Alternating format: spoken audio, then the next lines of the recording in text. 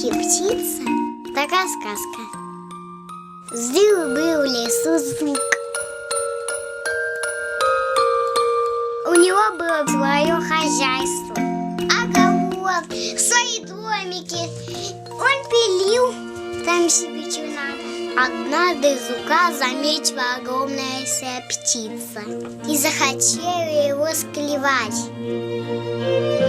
Но жук был добрый. Жук подумал, что птица хочет с ним подружиться, и пригласил птицу в гости. Птица растерялась. Написал все-таки в гости к жуку. Она познакомилась со всеми его друзьями, с жуками маленькими, бабочками, с кузнечиками и летающими. И решила их не есть, потому что они были очень добрые. И накормили птицу горохом. С тех пор эта птица катает жука на своей спинке и всех его друзей. Там бабочку, кузнеца. Конец.